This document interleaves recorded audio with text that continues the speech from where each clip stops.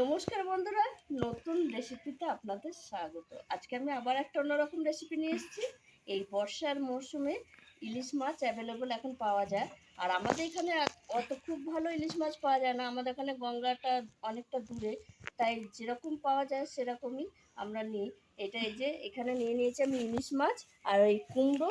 এই ইলিশ মাছ আর কুমড়ো দিয়ে আমি খুব একটা সাধারণ রান্না করব, অসাধারণ স্বাদে।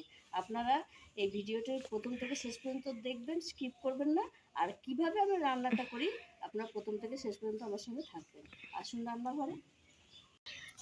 এই দেখুন বন্ধুরা, আমি ইলিশ মাছের কুমড়ো দিয়ে ঝোলের জন্য নিয়ে নিয়েছি এখানে ইলিশ মাছ। আর ইলিশ মাছগুলো কেটে নিয়েছি, আপনাদের আজকে কাটা দেখানি। আর একদম পরিষ্কার টাটকা মাছ, এই দেখুন।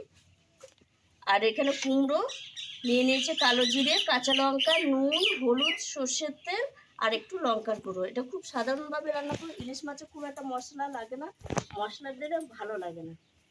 এবার আমি উনুনটা একটু আগে প্রথমে আমি মাছটা একটু নুন হলুদ মাখিয়ে রাখবো, কারণ হালকা করে মাছটা একটু ভেজে নেবো।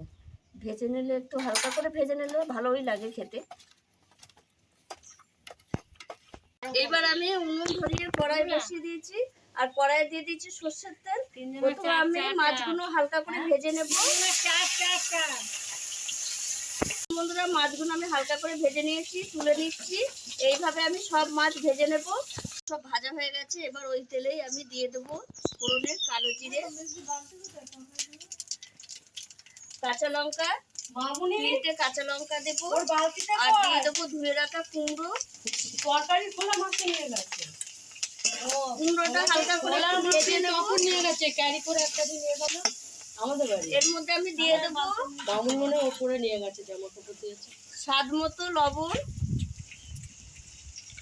এখন প্ল্যান করতে হলুদ গুঁড়ো, হালকা করে একটু লঙ্কার গুঁড়ো, কালারটা ভালো আসার জন্য এটা দিচ্ছি, আপনারা ইচ্ছে করলে নাও দিতে পারেন। এবার আমি একটু হালকা করে ভেজে নেবো। হালকা করে ভাজা হয়ে গেছে, এবার আমি জল দিয়ে দেবো। আর একটু জল দেবো, যেহেতু একটু ঝোল করবো, পাতলা ঝোল। আর কটা কাঁচা লঙ্কা এই যে গোটা একটু ভেঙে দেবো। ঝোলটা ফুটে উঠলে মাছটা দেবো। ঝোল ফুটে উঠেছে, এবার আমি ভেজে রাখা মাছগুলো দিয়ে দেবো।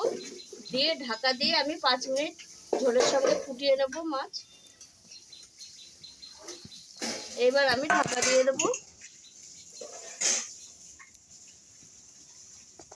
5 মিনিট হয়ে গেছে, মাছ দিয়ে ঢাকা দিয়ে দিয়েছি।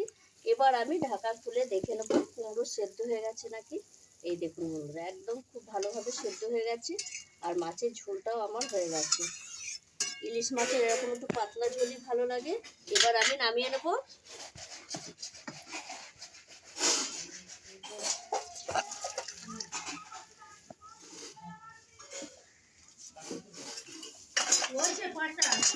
দেখুন বন্ধুরা, কত সুন্দর হয়েছে ঝোলটা। আপনারাও এইভাবে একবার হালকা পাতলা ইলিশ মাছের ঝোল করে খাবেন। কালো জিরে আর কুমড়ো দিয়ে করেছি, বেগুন দিয়েও ভালো লাগে, ঝিঙে দিয়েও ভালো লাগে। তাই আমি যেভাবে একবার ঝোলটা করেছি এইভাবে একবার খেয়ে দেখবেন, ভালো লাগলে কমেন্টে জানাবেন। আর আমার এই ভিডিওটি যদি আপনাদের ভালো লেগে থাকে তাহলে লাইক করবেন, শেয়ার করবেন, সাবস্ক্রাইব করবেন। আবার দেখা হবে এখন ভিডিও।